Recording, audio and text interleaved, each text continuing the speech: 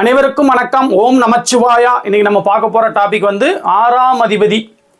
ஏற்கனவே வந்து நான் எட்டாம் அதிபதி வந்து அட்டமாதிபதி வந்து பார்த்துட்டோம். இன்னைக்கு நம்ம ஆறாம் அதிபதி வந்து பார்க்க போறோம். அதுக்கு முன்னாடி வந்து ஒரு சின்ன விஷயம் வந்து சொல்லியிருந்தேன். இந்த ஜோதிடம் வந்து நிறைய பிளாட்ஃபார்மில் தவறாக பயன்படுத்தப்படுறதை இப்போ நான் ரீசெண்டாக கவனிச்சுட்டு வரேங்க. அதாவது வந்து பார்த்தீங்கன்னா உங்கள் பிறந்த தேதி மட்டும் கொடுத்தீங்கன்னா நீங்கள் வந்து ஆணா பெண்ணுவா அப்படின்னு சொல்லுவேன். உங்கள் பிறந்த தேதி மட்டும் போதும் அப்படி சொல்லுவோம் இப்படி சொல்லுவோம்னு சொல்லிட்டு சும்மா வந்து நிறைய சோசியல் மீடியாவில் நான் வந்து பார்க்கக்கூடிய இது வந்து நடந்ததுங்க. சில ஆப்பு ஃபேமஸான ஒரு ஆப்பே வந்து பார்த்தீங்கன்னா ப்ரொமோட் பண்ணுறாங்க, தவறான விதமாக ஜோதிடத்தை வந்து ப்ரொமோட் பண்ணுறாங்க. அப்படிலாம் வந்து ஜோதிடத்துக்கு ஒரு எல்லை உண்டுங்க. கடவுள் கிடையாது எல்லாத்தையும் சொல்கிறதுக்கு, அப்படிலாம் சொல்லிட முடியாது. சொல்கிறதா வந்து விளம்பரப்படுத்துகிறாங்க. அதில் வர்றவங்க முக்கால்வாசி பேர் ஜோதிடர்களே கிடையாது. அவங்களாம் வந்து நடிகர்கள். பணத்தை வாங்கிக்கிட்டு சும்மா உத்திராட்சம் எல்லாம் போட்டுட்டு வந்து அவங்க சொல்லி கொடுத்த அந்த ஸ்கிரிப்டை பேசிட்டு போகிறாங்க. அது வந்து உண்மை வந்து கிடையாதுங்க. அதை நம்பி வந்து ஏமாந்துடாதீங்க. அது உண்மை கிடையாது. பொதுவாக அந்த மாதிரி நபர்களால் என்ன நடக்குதுன்னா ஜோதிடத்துக்கே ஒட்டுமொத்த ஜோதிடத்துக்கே வந்து கெட்ட பேர் வந்து வருதுங்கிறத வந்து நம்ம மறுக்க முடியாதுங்க. இது என்னன்னா ஜோதிடத்தை பற்றி எல்லாருமே வந்து ஈஸியாக வந்து குறை சொல்லி பழகிட்டாங்க. இப்போ உதாரணத்துக்கு ஒரு சைக்கிள் கடையில் பஞ்சர் போட போகிறீங்க. நீங்கள் அவர் வந்து வீலை கலத்துறாரு. ஏங்க வீலை கலத்துறீங்க? வீலை கலத்தாமல் பஞ்சர் போடுங்க, டயரையே ஓப்பன் பண்ணாமல் பஞ்சர் போடுங்கன்னு ஒருத்தவங்க சொல்லும்போது அந்த சைக்கிள் கடைக்காரருக்கு வந்து ஒரு ரியாக்ஷன் வரும்ல, என்னடா இப்படி சொல்கிறான் அப்படிங்கிற மாதிரி தான் வந்து ஜோதிடத்தை பற்றி என்னன்னே தெரியாமல் ஒருத்தவங்க குறை சொல்லும்போது எங்களை மாதிரி ஜோதிடர்களுக்கு அந்த மாதிரி எண்ணம் தான் வரும்.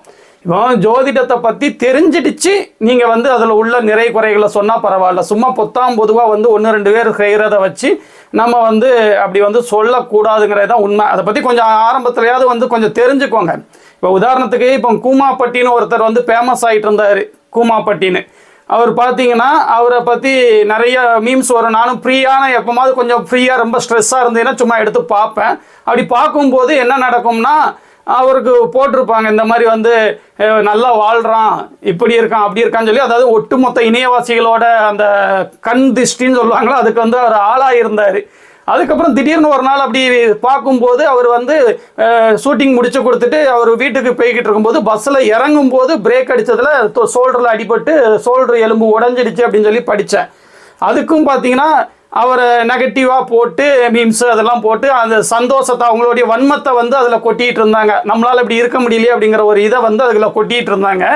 இதுதான் வந்து கண் திருஷ்டி. ஜோதிடம் கிடையாது, எதுவும் கிடையாது, எல்லாமே சயின்ஸு பகுத்தறிவு அப்படின்னா அப்போ இந்த கண் திருஷ்டிக்கு வந்து அவங்க என்ன இது சொல்கிறாங்க அப்படிங்கிறது தெரியல. யாராவது உங்களுக்கு இதுக்கு சயின்ஸு பூர்வமாக பகுத்தறிவு மூலியமாக வந்து இதுக்கு ஏதாவது விளக்கம் தெரிஞ்சதுன்னா வந்து நீங்கள் கீழே வந்து தாராளமாக வந்து கமெண்ட் பண்ணலாங்க. இந்த மாதிரி கண் திருஷ்டி ஏற்படுறது கூட ஜோதிட அடிப்படையில் எப்போ பார்த்தீங்கன்னா 6-8 தசாபுத்தியில் தான். கண் திருஷ்டி எல்லாத்துக்கும் பழிச்சிருமா அப்படின்னா பழிக்க தான் செய்யும். பல பேர் கண்ணுப்பட்டா பாம்பும் சாகும் அப்படின்னு சொல்லி கூட ஒரு பழமொழி உண்டு. அதே மாதிரி பார்த்தீங்கன்னா கண் திருஷ்டி வந்து நம்மளுக்கு வந்து பாதிப்பை ஏற்படுத்தும். அதிகப்படியான பாதிப்பை எப்போ ஏற்படுத்தும்னா 6-8 தசாபுத்தியில் தான். 6-8 தசை நடக்கும்போது அதிக அளவுலையும், புத்தி நடக்கும்போது அதுக்கு ஏற்றாது போலையும், எந்த தசைக்கு அடியில் அந்த புத்தி வருதுன்னு அந்தரத்தில் நடக்கும் பொழுது ஒரு இந்த மாதிரி சடனாக திடீர்னு வந்து ஒரு விளைவுகளை வந்து நம்மளுக்கு வந்து அந்த கண் திருஷ்டி விளைவுகளை 6-8 தசாபுத்திகள் கொடுக்க தான் செய்யும். இன்னைக்கு 6ஆம் அதிபதியை பற்றி பேசணும் அப்படிங்கிறதுனால நான் இந்த விளக்கத்தை கொடுத்தேன். கொஞ்சம் நீண்ட விளக்கமாக போயிடுச்சு. இப்போ நம்ம வந்து டாபிக்குள்ளே போயிடலாம். 6ஆம் அதிபதி பொதுவாக வந்து யாருக்குமே 6ஆம் அதிபதி 8ஆம் அதிபதி தசை வராதவங்க கொடுத்து வச்சவங்க. 6ஆம் அதிபதி ஒருவேளை வராரு, உங்கள் லக்னாதிபதியோட நண்பராக வராரா, அந்த 6ஆம் அதிபதி ராகு சனி செவ்வாய் அமாவாசை சந்திரன் இந்த மாதிரி பாவிகளுடன் சேராமல் இருக்கிறாரா, இல்லை ஸ்தான வலுவில் இருக்கிறாரா, ஸ்தான வலுவில் இருந்தார்னா உங்களுக்கு கெடுதல் செய்ய போறாரு. அப்போ ஸ்தான வலுவில் பாவத்துவமாக இல்லாமல் இருக்கிறாரா, ஸ்தான வலுவோடையும் இருக்காரு பாவத்துவமாகவும் இருக்கிறாரு. அப்போ உங்கள் லக்னாதிபதி அதை விட ஸ்ட்ராங்காக இருக்கிறாரா. 6ஆம் அதிபதி 8ஆம் அதிபதியோட லக்னாதிபதி ஸ்ட்ராங்காக இருந்தாங்கன்னா 6ஆம் அதிபதி தசை 8ஆம் அதிபதி தசையில் அந்த கிரகங்கள் கொடுக்குற நெகட்டிவ்ல இவர் தாங்குற வலிமையில இருக்கிறாரா அப்படிங்கிறத காம்பினேஷன் அடிப்படையில் தான் நம்ம பார்க்கணும். இப்போ வரிசையாக மேஷ லக்னத்துல இருந்து மீன லக்னம் வரைக்கும் 6ஆம் அதிபதி எப்படி இருப்பாங்க, என்ன மாதிரி இருக்கணும், அந்த மாதிரி வந்து நம்ம வந்து கொஞ்சம் பார்த்துடலாம். மேஷ லக்னத்துக்கு 6ஆம் அதிபதி அவருடைய பகைவரான புதன் வருவார். புதன் அங்க இருக்கிறது நல்லது கிடையாதுங்க. 6ஆம் அதிபதி உச்சமாயி 6ஆம் இடத்துலயே இருக்கக்கூடாது, அது நல்ல பலன் கிடையாது. புதன் ஒருவேளை அங்க இருந்தாருன்னா சுபத்துவ அமைப்புகள்ல இருந்தாருன்னா விதிவிலக்கு.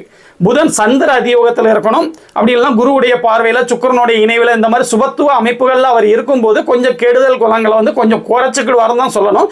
அதுக்கு பதிலாக 6ஆம் இடத்துல இருக்கிறது பதிலாக 6க்கு 6ல மறைஞ்சு 11ஆம் இடமான கும்பத்துல நட்பு வீட்டில் இருக்கலாம்.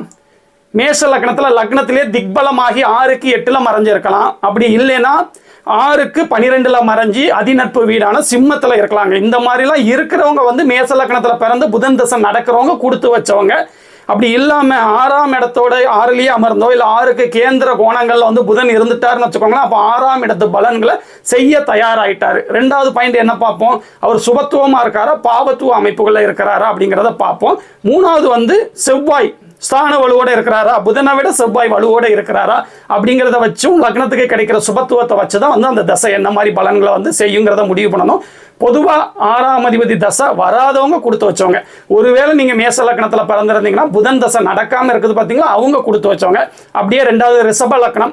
ரிஷப லக்னத்துக்கு 6ஆம் அதிபதி வந்து அவங்க சுக்கிரனாலே வருவாங்க. லக்னாதிபதி தான் 6ஆம் அதிபதியாக வருவார். அவர் 6க்கு 6ல மறைஞ்சாருன்னா உச்சமாயிருவார், 11ஆம் இடத்துல இருப்பார். ஒரு லக்னாதிபதி உச்சமாக இருக்கிறது நல்லது தான். அப்படி இல்லை 6க்கு 8ல மறைஞ்சு லக்னத்திலே இருக்கிறாரு, ஆட்சி பெற்ற வலுவில் இருக்காரு, இதுவும் நல்ல அமைப்பு தான். அப்படி இல்லைன்னா 6க்கு 12ல மறைஞ்சு நீச்சம் அப்படிங்கிற வலிமையில் இருப்பாருங்க. இங்கே நீச்சமாக இருக்கிறதுனால என்ன நடக்கும்னா லக்னாதிபதியும் நீச்சமாகிறாருன்னு வரும். இது வந்து நல்ல அமைப்பு கிடையாது. ஒருவேளை சுக்கிரதசை நடப்பில் வந்தீங்கன்னா அந்த சுக்கிரன் வந்து இப்போ நான் சொன்ன மாதிரி 6, 8, 12ல மறையலாம். அந்த 12ஆம் இடத்தை தவிர்த்துருங்க, 6, 8ல மறையலாம். 6ஆம் இடத்துக்கு கேந்திர கோணங்கள்ல அமராமல் இருக்கணும். சுக்கிரன் வந்து ஒரு சந்திர அதியோகத்திலேயோ ஒரு குருவுடைய தொடர்புலையோ ஒரு தனிப்புதனுடைய இணைவுலையோ இந்த மாதிரி அமைப்புகளில் இருக்கலாம். ராகு, சனி, அமாவாசை சந்திரன் இந்த மாதிரி நபர்களோட சேராமல் இருக்கலாம். சூரியனால அஸ்தங்க தோஷம் அடையாமல் இருக்கலாம். இப்படிலாம் இருந்ததுன்னா கொஞ்சம் கூடுதல் நல்ல பலன்களை வந்து அவர் வந்து லக்னாதிபதியாகவும் அவர் வந்து ஒரு 20 வருஷ திசையில பாதி செயல்பட்டாகணும்னா அதனால இந்த லக்னக்காரங்களுக்கு வந்து நல்ல பலன்களை வந்து செய்ய தான் செய்வார்.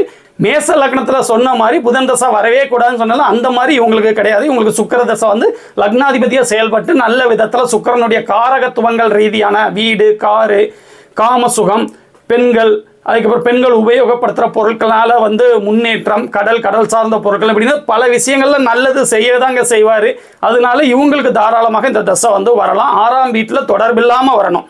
அதுக்கப்புறம் அப்படியே புதனுடைய லக்னமான மிதுன லக்னத்துக்கு 6ஆம் அதிபதி செவ்வாயாக வருவார். செவ்வாய் அங்கேயே இருக்கிறது தப்பு. 6ஆம் இடத்துக்கு கேந்திர கோணத்தில் இருக்கிறது தப்பு. 6க்கு 6ல மறைஞ்சு 11ஆம் இடத்துல இருக்கிறது நல்ல பலன்கள் தான். 11ஆம் இடமான நியூட்ரல் ஸ்தானத்தில் ஆட்சி பெற்று இருந்தால் கூட பரவாயில்லை.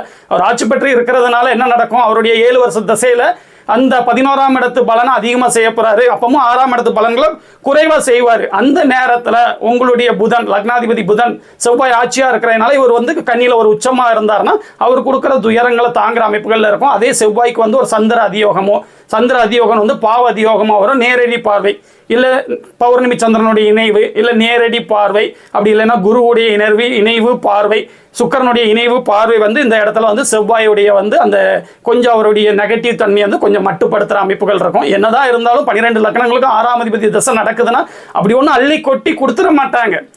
பெரிய கெடுதல்கள் இல்லாமல் ஒரு நல்ல வேலையில் உட்கார வச்சு அப்படியே வந்து கொஞ்சம் சின்ன கடனை கொடுத்து அப்படி வந்து ஒரு கட்டுக்குள்ள உள்ள அமைப்பு தான் இருக்குமோ இல்லையா, பெரிய கோடி கணக்கில் கொடுத்து கோடீஸ்வரங்களை ஆக்கிட மாட்டாங்கன்னு தெரிஞ்சுக்கோங்க.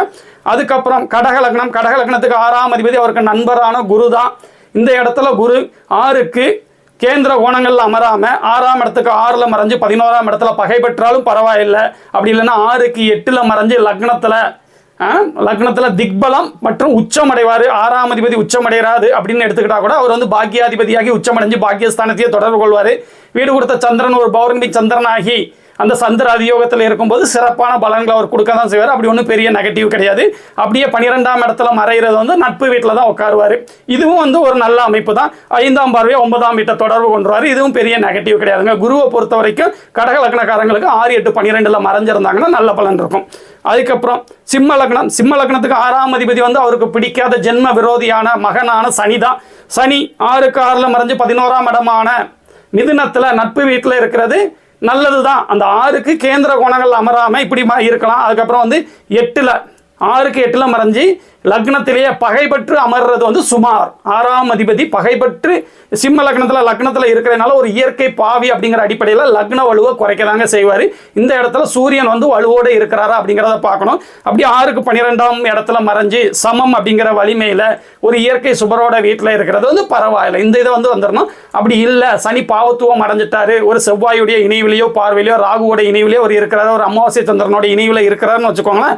சனி தசை வராதவங்க கொடுத்து வச்சவங்க, சனி தசை வந்துடுச்சு 6ஆம் அதிபதியாகவும் 7ஆம் அதிபதியாகவும் வரக்கூடிய இவர் வந்து 6ஆம் இடத்து பலன்களை அவருடைய 19 வருஷ திசையில் ஒரு 9.5 வருஷம் செய்யதாங்க செய்வார். அந்த டைம் வந்து ஜாதகருக்கு நல்லா இருக்காது. சூரியன் எந்த அளவுக்கு வலுவோடு இருக்கிறாரு அப்படிங்கிறத பொறுத்து சனி கொடுக்குற துயரங்களை இந்த ஜாதகர் சிம்ம லக்னத்தில் பிறந்த இந்த ஜாதகர் தாங்குவாரா தாங்க மாட்டாரா அப்படிங்கிறது லக்னத்துக்கு கிடைக்கக்கூடிய சுபத்துவ அமைப்புகளை பொறுத்தும் லக்னாதிபதிக்கு கிடைக்கிற சுபத்துவ அமைப்புகளை பொறுத்து நம்ம வந்துடணும். அதுக்கப்புறம் கன்னி லக்னம். கன்னி லக்னத்துக்கு 6ஆம் அதிபதியாக வரக்கூடியவர் சனி தான். 5ஆம் அதிபதியாகவும் வரக்கூடியவர். 6க்கு மறைஞ்சு 5ல் உட்காந்துருக்கலாமா, 12ல் மறைஞ்சு உட்காந்துருக்கலாமானா அந்த இடத்துல ஒரு கோணத்தில் சனி ஆட்சிங்கிற வலுவை அடைகிறது நல்லது இல்லை, கொஞ்சம் சுமாரான இதுதான். 6க்கு 6ல் மறைஞ்சு 11ல் இருக்கிறது பகை பெறுவாருங்க. கடக வீடு இருந்தாலும் சந்திரனுடைய ஒளித்தன்மையை பொறுத்து இந்த இடத்துல எப்படி இருக்கும்னு நினைக்கணும். 6க்கு 8ல் மறைஞ்சு லக்னத்தில் ஒரு இயற்கை அசுபர் லக்னத்தில் இருக்கிறது நல்லது இல்லை, லக்ன வலுவை குறைப்பாரு. அதே நேரத்தில் 6க்கு 8ல் மறைஞ்சு லக்னத்தில் வந்து ஒரு நட்புங்கிற இருக்கிறது வந்து இருக்கிற எல்லா இடங்களோட பரவாயில்லை. ஆனால் அந்த இடத்துல கூட ஒரு இயற்கை பாவிங்கிற அடிப்படையில் சனி லக்னத்தில் அமர்றதுனாலையும் சனி 12 வீடுகளில் எங்கே அமர்ந்தாலும் அது அமர்ந்திருக்கிற பார்க்குற ஆதிபத்திய ரீதியான கெடுதல்களை வந்து அவர் கொடுக்கதாங்க செய்வார். அதை வந்து நம்ம தெரிஞ்சுக்கிடணும். அந்த சனிக்கு ஒரு குரு சுக்கிர தனி புதன் பௌர்ணமி சந்திரன் தொடர்புல நல்ல நிலைமையில இருக்கும்போது அவருடைய நெகட்டிவிட்டி வந்து கொஞ்சம் வடிகட்டப்படும். அதே நேரத்தில் 5ஆம் அதிபதியாகவும் அவர் வர்றாரு அப்படிங்கிறச்சுல வந்து கொஞ்சம் நல்ல பலன்களையும் அவருடைய 19 வருஷ திசையில் ஒரு பாய திசை நல்ல பலன்களையும் வந்து நண்பரான கன்னி லக்னத்துக்கு செய்ய தான் செய்வார். அடுத்து துலாம் லக்னம். துலாம் லக்னத்துக்கு 6ஆம் அதிபதி குரு. குருக்கு வந்து அதே தான் 6, 8, 12ல் மறையணும். 6ஆம் இடத்துல இருக்கக்கூடாது. 6ஆம் இடத்தோட கேந்திர கோணத்தில் தொடர்பு கொள்ளக்கூடாது. 6க்கு 6ல் மறைஞ்சு அதிநட்பு வீடான 11ஆம் இடத்துல தாராளமாக இருக்கலாம். 3ஆம் வீட்டை தொடர்பு கொள்வார். முயற்சியால் வெற்றி, நண்பர்களால் நன்மைகள், அதுக்கப்புறம் இளைய சகோதரத்தால் நன்மைகள், இந்த மாதிரி விஷயங்கள் நல்ல தைரியத்தோடு செயல்படுறது அந்த மாதிரி விஷயங்களை வந்து அவர் கொடுக்க தான் செய்வாருங்க. அப்படியே 6க்கு 8ல் மறைஞ்சு லக்னத்தில் பகை பெற்றா கூட திக்பலமாக இருக்கிறது ஒரு நல்ல அமைப்பு தான். 12ல் மறைஞ்சு இருக்கிறது கும்ப வீடு தான், சமம்ங்கிற வலிமையில் இருப்பார். இது கூட வந்து பரவாயில்லைங்க. குரு வந்து ஒரு இயற்கை சுபர் அப்படிங்கிற அடிப்படையில் 6ஆம் இடத்துக்கு மறைஞ்சிருந்தாலே வந்து பெருசாக கெடுக்க மாட்டார். அதே நேரத்தில் கோடிக்கணக்கில் கொடுத்துருவாரா அப்படின்னா கோடிக்கணக்கில் கொடுக்க மாட்டாருங்க. ஒருவேளை நெகட்டிவாக இருக்காரு, அப்படி நெகட்டிவ் அடைஞ்சிட்டாருன்னு வச்சுக்கோங்களேன், குருவுடைய ஆதிபத்திய கெடுதல்களையும் காரக கெடுதல்களையும் கொடுத்து தான் ஆவார். பணம் குருவுடைய காரகம் தான், குழந்தைகள் குருவுடைய காரகம் தான். அவருடைய காரக தொழில்களில் வந்து நஷ்டத்தை கொடுத்துருவாரு. வட்டிக்கு விட்டு பணத்தை பெரிய அளவில் இழக்கிறதெல்லாம் இந்த மாதிரி அமைப்புகளில், நகையை வந்து கொடுத்து ஏமாந்துடுறது, தங்கமும் வந்து குருவுடைய காரகத்துவம்ல அந்த மாதிரி அமைப்புகள் இந்த மாதிரி வந்துடும். அதுக்கப்புறம் அப்படியே விருச்சிக லக்னம். விருச்சிக லக்னத்துக்கு அவங்களே தான் 6ஆம் அதிபதி. இப்போ ரிஷப லக்னத்துக்கு 6ஆம் அதிபதி அவங்களே வர்ற மாதிரி விருச்சிக லக்னத்துக்கு 6ஆம் அதிபதி பார்த்தீங்கன்னா அந்த செவ்வாய் லக்னாதிபதியே வருவார். செவ்வாய் வந்து 6க்கு கேந்திர கோணங்களில் இருக்காம 6க்கு 6, 8, 12ல் மறையணும்.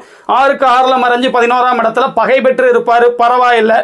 6க்கு 8ல் மறைஞ்சு லக்னத்தில் ஆட்சியாக இருப்பார். ஒரு இயற்கை சுபர் லக்னத்தில் ஆட்சியாக இருந்தால் அவருடைய கெடுபுலன்களான முன்னோசனை இல்லாமல் எதையும் செஞ்சிடுறது, கோபக்காரராக இருக்கிறது, அந்த மாதிரி விஷயங்களை கொடுத்தாலும் அதில் ஒரு சுபத்துவ அமைப்புகள் இருந்தால் நல்லது. அதுக்கப்புறம் வந்து அப்படியே பார்த்தீங்கன்னா 6ஆம் வீட்டுக்கு 12ல் அதிநட்பு வீட்டில் உட்காந்துருக்கிறது, ஒரு கோணத்தில் செவ்வாய் இருக்கிறாரு, அது சரியில்லைன்னா கூட அந்த இடத்துல வந்து ஒரு நட்பு வீட்டில் இருக்கிறாரு. அப்படியே வீடு கொடுத்த குரு ஒரு உச்சமாகி அவருடைய 9ஆம் பார்வையை அவரை தொடர்பு கொண்டுட்டாருன்னு வச்சுக்கோங்களேன், எக்ஸலண்ட் பலன் இருக்கும். ஒரு வரியில் வந்து எதுவுமே கிடையாது. நான் சொல்லும் போதே வந்து நீங்கள் கவனிச்சிருப்பீங்க, அந்த விதியை மாறி மாறி மாறி மாறி சொல்லிகிட்டே இருப்பேன். இதை வந்து ஒரு வரி விடாமல் சொல்லணும்னு வச்சுக்கோங்களேன், 5 மணி நேரம் 6 மணி நேரம் வீடியோ ஆயிரும். இது வந்து உங்கள் அனுபவத்தின் மூலியமாக தான் நீங்கள் கற்றுக்கிட முடியும். நான் சொல்லி கொடுத்ததுனால நீங்கள் உடனே வந்து கற்றுக்கிட முடியாது. ஆதித்ய குருஜி அவர்கள் தான் என்னுடைய குருஜி. அவங்க சொல்லி கொடுத்த உடனே நம்ம அப்படியே எல்லாத்தையும் கற்றுக்கிடலாமானா அப்படி முடியாதுங்க. நீங்கள் எந்த அளவுக்கு அதுக்கு வந்து கடின உழைப்பை வெளிப்படுத்துறீங்க, அவங்க சொல்லிக் கொடுக்குற விதியை வந்து புதனுக்கு சொல்லிக் கொடுக்குறாங்கன்னா மற்ற 9 கிரகத்துக்கு நம்ம எப்படி, ஒரு வீட்டை பற்றி சொல்லிக் கொடுக்குறாங்கன்னா மற்ற வீட்டில் எப்படி, அந்த மாதிரி நம்மளே வந்து பல்வேறு காம்பினேஷனை போட்டு பார்த்து அந்த விதிகள், இப்போ ஃபார்முலா வந்து மேக்ஸுக்கு எந்த இடத்துல பொருத்துறோம்னு எடுத்திருக்கோம்ல, அதே மாதிரி விதியை எங்கே பொருத்தணும், விதி விலக்குகளை எங்கே பொருத்தணும் அப்படிங்கிறது நீங்கள் அனுபவத்தில் ஜாதகத்தை பார்க்கும்போது தான் உங்களுக்கு புரியுங்க. அதுக்கப்புறம் அப்படியே தனுசு லக்னம். தனுசு லக்னத்துக்கு 6ஆம் அதிபதியாக வரக்கூடியது சுக்கிரன். சுக்கிரன் அங்கேயே அமர்ந்திருக்கிறது நல்ல பலன் கிடையாது. 6க்கு கேந்திர கோணங்கள்ல அமராம 6க்கு 6ல் மறைஞ்சு 11ஆம் இடத்துல ஆட்சி பெற்றா கூட பரவாயில்ல. வீடு கொடுத்த குரு வந்து இவர் ஆட்சியில் இருக்கிறனால வீடு கொடுத்த குருவும் வந்து ஒரு ஆட்சி உச்ச அமைப்புகளில் கண்டிப்பாக இருக்கணும். அப்படியே வந்து 6க்கு 8ல் மறைஞ்சு லக்னத்தில் உட்காந்துருக்கிறாரு, இதுவும் நல்ல அமைப்பு தான்.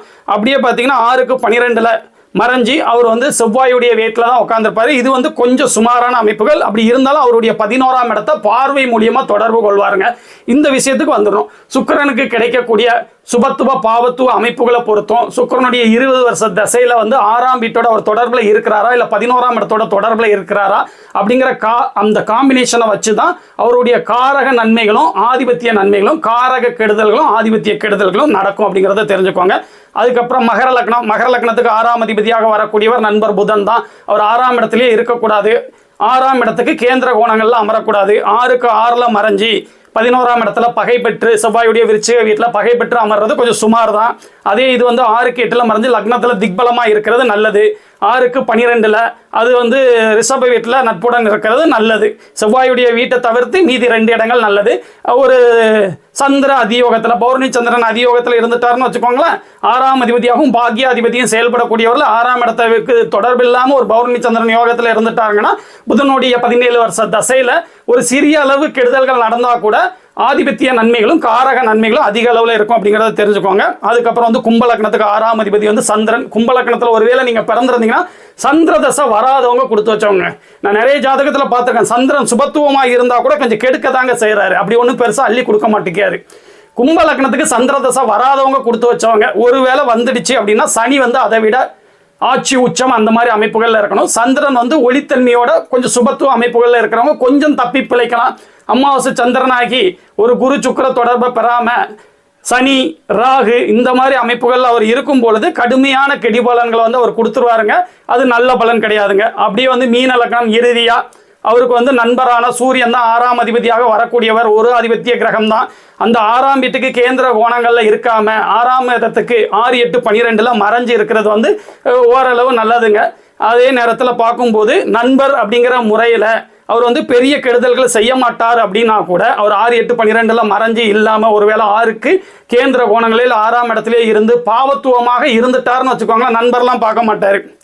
அவருடைய காரக கெடுதல்களான தகப்பனால தொந்தரவுகள், தகப்பனாதி உறவுகளால் தொந்தரவுகள், தகப்பனாதி சொத்துக்கள் கிடைக்காத நிலைமை, அரசாங்கத்தால் தொந்தரவு, அரசியல்வாதிகளால் வந்து பிரச்சனை, இந்த மாதிரி மின்சாரத்தால் பிரச்சனை, எலக்ட்ரிக்கல் கடை வச்சு நஷ்டமாகிறது, இந்த மாதிரி அவருடைய காரகத்துவங்கள் ரீதியாக வந்து நம்மளுக்கு வந்து கெடுதல்களை கொடுக்க பார்ப்பாருங்க. இதுதான் 6ஆம் அதிபதி.